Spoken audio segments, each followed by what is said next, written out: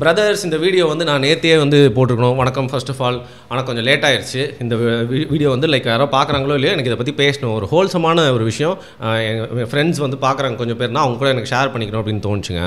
So last and found அப்படின்னு நான் ஏன் வச்சுருக்கேன் அப்படின்னு பார்த்தீங்கன்னா, இது இவருக்காக மட்டும் இல்லை, இந்த மாதிரி நிறைய பேர் சரியா ஒரு ஐடென்டிட்டி அப்படிங்கிறது வந்து கிடைக்காம இல்லை அவங்க எங்கே இருக்கணுமோ அவங்க இல்லாமல் வந்து சமூகத்தில் வந்து எங்கெங்கேயோ இருப்பாங்க. மீடியான்னு மட்டும் இல்லை, நம்ம இது மாதிரி ஒரு மீடியான்னு இருக்கிறப்போ என்ன பண்ணலாம் அப்படின்னா, சரி இவ்வளோ நாளுக்கு முன்னாடி திறமையாக வந்து பாடியிருக்காரு அப்படின்னு சொல்லிட்டு உதாரணத்துக்கு நம்ம சத்யன் மகாலிக்குமே வந்து ரோஜா ரோஜா பாட்டை பாடினார்ல, அதை வந்து எடுத்து போட்டு திருப்பி நம்ம ட்ரெண்ட் பண்ணதுனால ஒரு மீடியாவில் இருக்கிறனால வந்துட்டார். ஆனால் மற்ற ஃபீல்டு இருக்குல்ல, மீடியாவை தாண்டி மற்ற ஃபீல்டில் அதில் இது மாதிரி வந்து நிறைய பேர் வந்து தொலைஞ்சு போயிருப்பாங்க. என்ன சார் ஒரு காலத்தில் எப்படி இருந்த மனுஷன் தெரியுமா இப்படி ஆகிட்டான்னு ஒரு வார்த்தை சொல்லிட்டு கடந்து போயிடுவோம்.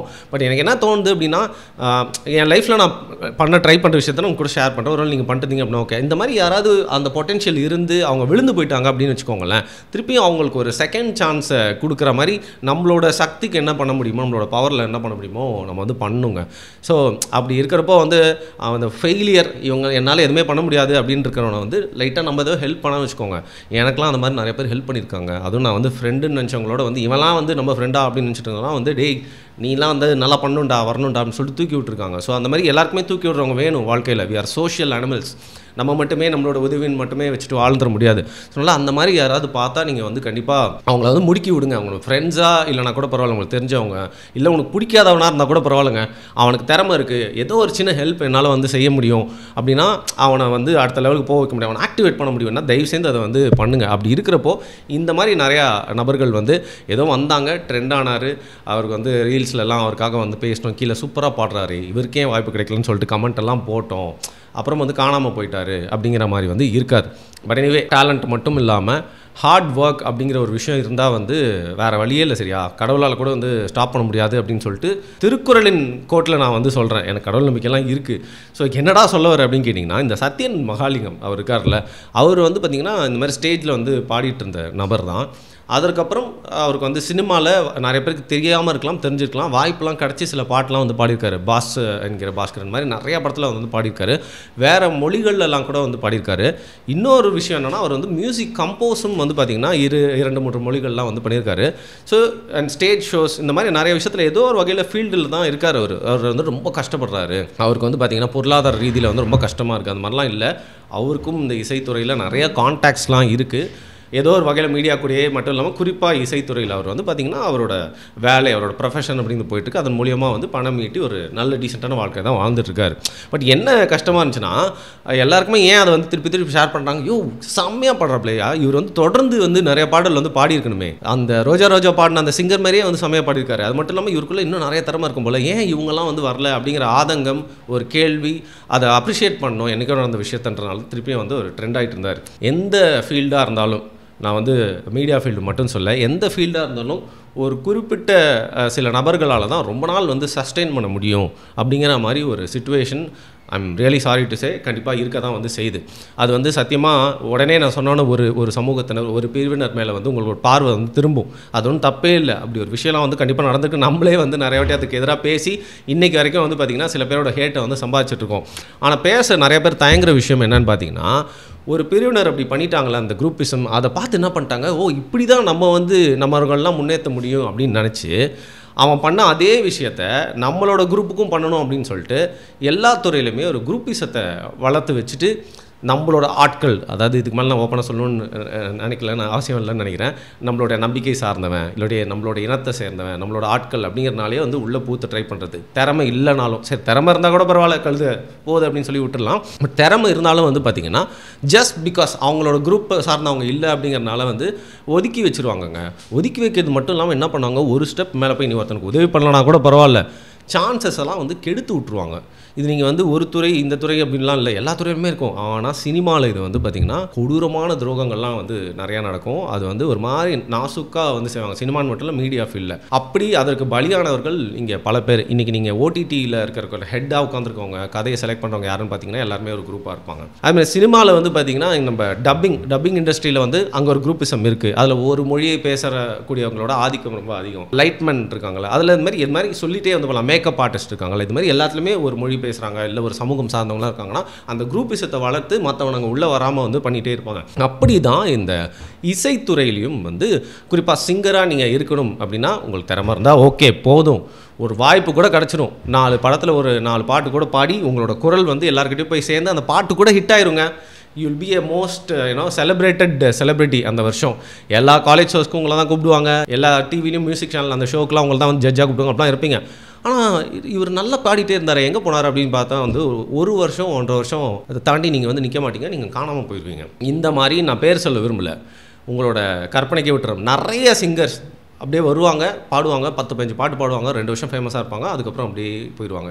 எங்கேயோ ஒரு இடத்துல பார்ப்போம் அவங்கள, ஏதோ ஒரு பாடல் பார்ப்பாங்க, இல்லை சம்மந்தமே இல்லாத ஷோவில் வந்து அவங்களை கெஸ்ட்டாக கூப்பிட்டு உட்கார வச்சுப்பாங்க, இசைக்கும் அவங்களும் சம்மந்தமே இல்லை. இதற்கு காரணம் நான் சொன்ன அந்த குரூப்பிசம் தான். இங்கே உங்களுக்கு வாய்ப்பு கிடைக்கணும்னாலே திறமை இருக்கணும். திறமை இருந்தாலும் நீங்கள் வந்து அந்த வாய்ப்பை பயன்படுத்திட்டு ஒரு ஆப்பர்ச்சுனிட்டி கிடச்சி பேங்க் பண்ணுறது ரொம்ப கஷ்டம். அப்படி பேங்க் பண்ணி நீங்கள் ஹிட் ஆனாலும் தொடர்ந்து சஸ்டெயின் பண்ணுற இடத்துல தான் இந்த ஒரு பிரச்சனை இருக்குது. உங்களுக்கு ஸ்டார்டிங்லேயே வந்து பார்த்திங்கன்னா என்ட்ரிலே உங்களை ஷட் பண்ணாலும் உங்கள் திறமை வந்து ஓரளவுக்கு கூட்டு வந்துடும். பட் அது மட்டும் போதாது, நீங்கள் அந்த குரூப்பில் ஒருத்தராக இருக்கும் அப்படிங்கிறனால இசைத்துறையில் சில சிங்கர்ஸால் மட்டும்தான் லாபி பண்ணிவிட்டு கரெக்டாக வந்து பார்த்திங்கன்னா திருப்ப வாய்ப்பை வாங்கி சஸ்டெயின் பண்ண வந்து முடியுது. அதற்கு பலியான சில பேரில் ஒருத்தர் தான் வந்து பார்த்திங்கன்னா இவர் அப்படின்னு நான் வந்து நினைக்கிறேன். ஸோ இவரை வச்சு இவரை பற்றி மட்டும் பேசாமல் இதே மாதிரி நிறையா திறமைகள் வந்து மழுங்கடிக்கப்பட்டிருக்கு, அழிக்கப்பட்டிருக்கு, ஒழித்து வைக்கப்பட்டிருக்கு அப்படிங்கிறது தான் வந்து நான் சொல்ல விரும்பக்கூடிய இங்கே மாரல் ஆஃப் த ஸ்டோரி. எல்லா இனத்துலேயும் எல்லா குரூப்லேயும் எல்லா மொழி பேசணும், நல்லவனும் இருப்பான் கெட்டவனும் இருப்பான், அதை நம்ம கண்டிப்பாக ஒத்துக்கணும். சரியா, ஜென்ரலைஸ் பண்ணி இவங்கெல்லாம் அப்படி தான் இருப்பாங்கன்னு சொல்ல முடியாது. ஸோ இவருக்கு இந்த ட்ரெண்ட் ஆனதுனாலயா என்னன்னு தெரியல, இல்லை இவரோட வாய்ஸ்னாலையான்னு தெரியல, மியூசிக் டைரக்டர் இருக்கார்ல நிவாஸ் கே பிரசன்னா, அவருடைய இசையில் வந்து இவர் ஒரு சூப்பராக தென்னாடுன்னு சொல்லிட்டு ஒரு பாடலில் வந்து பாடியிருக்காரு. அது விக்ரம் அவர்களுடைய மகன் நடிக்கக்கூடிய பைசன் அப்படிங்கிற படம், மாரி செல்வராஜ் டைரக்ட் பண்ணுற பைசன் இருக்குல்ல, அந்த படத்தில் வந்து பார்த்திங்கன்னா இந்த சத்யா மகாலிங்கத்துக்கு ஒரு பாட்டு கொடுத்து அவர் வந்து சூப்பராக பாடியிருக்காரு, செம்மையாக பாடியிருக்காரு. இல்லை குறிப்பாக சத்யா மகாலிங்கம் வந்து பார்த்திங்கன்னா வந்து தேங்க் பண்ணியிருக்காரு யாருன்னா டேரக்டரையும் மியூசிக் டைரக்டரும். ஏன்னா மாரி செல்வராஜரோட ரோல் வந்து ஒரு பெரிய ரோல், இதில் அவர் வந்து கண்டிப்பாக இவரை பாட வைக்கலாமேன்னு சொல்லிட்டு சஜஸ்ட் பண்ணதில் அவரோட ரோல் ரொம்ப பெருசாக இருந்துச்சுன்னு சொல்லிட்டு மெய்ஸ் எடுத்து போய் வந்து சொல்லியிருக்காரு. ஸோ இவர் வந்து ஸ்டேஜில் பாடிட்டு இருந்த கலைஞர், இன்றைக்கி தான் ஃபஸ்ட்டு சினிமாவில் வாய்ப்பு கிடச்சிருச்சு, இந்த ட்ரெண்ட் ஆனதுனாலாம் இல்லை, இந்த நபர் ஏற்கனவே ப்ரொஃபஷனல் சிங்கராக மாறி பல வருஷங்கள் ஆகுது. பட் இன்றைக்கி யாரோ அந்த புண்ணியவாங்க எவன் பண்ண வேலைனே தெரியல. ஏன்னா சில நேரத்தில் பிஆர் ஏஜென்சின்னு ஒன்று இருக்குது, நீ ஒரு விஷயத்தை எடு, அதை ட்ரெண்டில் பண்ணிவிடு, அதுக்கப்புறம் அவங்கள 4-5 யூடியூப் சேனல்ஸ்க்கு வந்து இன்டர்வியூக்கு அனுப்புவோம், அவங்க வந்து பார்த்திங்கன்னா திருப்பியும் லைம் லைட்டுக்கு வருவாங்கன்னு சொல்லிட்டு ஒரு பிஆர் ஏஜென்சியோட சப்போர்ட்டோட இதை ரொம்ப ஆர்கெஸ்ட்ரேட்டடாக வந்து இன்ஜினியர் பண்ணி நிறைய பேர் வந்து பண்ணிகிட்ருக்காங்க. பட் அதை விட்டுரும், இவருக்கு இது மாதிரி ஆனது அப்படிங்கிறது வந்து கண்டிப்பாக அந்த மாதிரி இருக்கிற மாதிரி தெரியல, ரொம்ப ஆர்கானிக்காக இருந்துச்சு. அவரும் அந்த மாதிரி பண்ண ஆளாக வந்து தெரியல. அதுக்கப்புறம் அவரோட பேட்டியெல்லாம் பார்க்குறப்போ அவர் பேசினது எல்லாமே ரொம்ப இயல்பாகவும் தன்மையாகவும் இருந்துச்சு. திறமையும் தன்மையும் ஒரு இடத்துல இருக்குது அப்படிங்கிறப்போ அவங்க ஜென்யூனான ஒரு பீப்புள் அப்படிங்கிறது தான் நிறைய இடங்களில் அவர் பேசுகிறப்போ வந்து என்னோட ஹம்பிள் ஒப்பீனியனாக நான் வந்து சொல்கிறேன். அப்படி இருக்கிறப்போ இந்த ஒரு ட்ரெண்ட் கல்ச்சர் இருக்குது, எங்கேயோ இந்த லாஸ்ட் அண்ட் ஃபவுண்டுன்னு நான் ஏன் போட்டேன்னா, எங்கேயோ ஒரு என்னது ஊரார் ஒதுக்கி வச்சு இல்லை மறந்த ஓவியம் இன்றைக்கி காவியமாக வரது வந்து எப்படின்னா திருப்பி அந்த ட்ரெண்ட் பண்ணி கொண்டு வராங்கல்ல, அந்த ஒரு ட்ரெண்ட் வந்து இப்போ நிறையா நடந்துகிட்டே இருக்குது. இன்டர்நெட் கொஞ்சம் எக்ஸ்பேண்ட் ஆகிட்டு இருக்கிறப்போ, அப்படி இருக்கிறப்போ வந்து பார்த்திங்கன்னா அந்த ட்ரெண்டின் மூலியமாக திருப்பியும் புத்துயிர் பெற்று ஏதோ ஒரு காரணத்துக்காக வந்து ஒரு திருப்பியும் ரீஐடென்டிஃபை பண்ணி இப்போ வரக்கூடிய ஒரு படத்தில் வந்து அவருக்கு ஒரு வாய்ப்பு கிடச்சிருக்கு அப்படின்றது ரொம்ப சந்தோஷமாக இருக்குது. இந்த மாதிரி ஓல்டு வீடியோலாம் எதாவது பார்த்தீங்க, இந்த மாதிரி நிறையா ஆர்டிஸ்ட்டாக இருக்கட்டும் யாராவது எதாவது பார்த்தீங்க அப்படின்னா அதெல்லாம் ட்ரெண்ட் பண்ணி விடுங்கப்பா.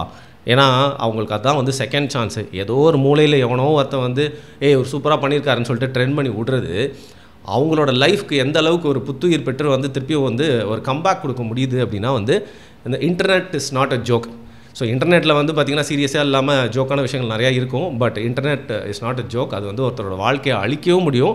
ஆனால் அழிக்கிறது யார் வேணால் ஈஸியாக பண்ணிடலாங்க. ஒரு வாழ்க்கை கொடுக்கறது அப்படிங்கிறதும் அது வந்து இவர் மட்டும் நான் சொல்ல, இன்னும் நிறைய விஷயங்களுக்கு அந்த மாதிரி பண்ண முடியாது. அதனால் திறமையான மனிதர்கள் நம்ம பார்த்தா அவங்களெல்லாம் வந்து இந்த மாதிரி ரீட்ரெண்ட் பண்ணி விட்டு அவங்களுக்குலாம் வந்து பார்த்திங்கன்னா திருப்பியும் வந்து கரண்ட் ஷாக்கு கொடுத்து வந்து அவங்க எந்த இடத்துல இருக்கணுமோ அந்த இடத்துல வைக்கணும். இதை நான் திருப்பியும் சொல்கிறேன், மீடியாவில் மட்டும் இல்லை, நம்ம லைஃப்பில் இது மாதிரி சுற்றி நிறைய பேர் இருப்பாங்க. அவங்களுக்குலாம் வந்து நம்ம கொடுக்குற ஒரு சின்ன உதவி, ஒரு புஷ் வந்து அவங்கள எங்கேயோ அவங்க எங்கே இருக்கணுமோ அவங்க கொண்டு போய் வந்து உட்கார வைக்கும். அது நீங்கள் யோசிச்சு பாருங்கள், உங்களுக்கு சுற்றி வந்து கண்டிப்பாக இருப்பாங்க. ஸோ இவருடைய கதையின் மூலிமா எனக்கு புரிஞ்ச ஒரு விஷயம் இதுதான். ரொம்ப ஓவராக பேசுகிறடா வரும்னு, நீ சொல்கிற மாதிரிலாம் இல்லை, இதில் நிறைய தப்பு இருக்குது அப்படின்னு சொன்னீங்கன்னா தயவு செய்து அதை கீழே கமெண்ட் பண்ணுங்க. இல்லை இவர் மாதிரியே நிறைய பேர் வந்து பார்த்திங்கன்னா வந்து இருக்காங்க அப்படின்னு உங்களுக்கு யாரெல்லாம் தோணுது, சரி உங்கள் வீட்டுக்கிட்ட இருக்கிறது எனக்கு தெரியாது, பட் நான் இந்த சினிமா ஃபீல்டாக இருக்கட்டும், மியூசிக் ஃபீல்ட்லையாக இருக்கட்டும், இல்லை டிவிலையாக இருக்கட்டும், யூடியூப்லையாக இருக்கட்டும், அந்த மாதிரி யாரெல்லாம் வந்து அவங்க ஒரு இடத்துல இருந்திருக்கணும், பட் அவங்க வந்து அண்டர் ரேட்டடாக இருக்காங்க, அவங்க வந்து பார்த்திங்கன்னா அவங்களுக்கு நம்ம ஒரு புஷ் கொடுக்கணும்னு நினைக்கிறீங்க அப்படின்ற மாதிரி நீங்கள் நினச்சிங்கன்னா அது யார் அப்படிங்கிறத வந்து கீழே கமெண்ட் பண்ணுங்கள். நன்றி.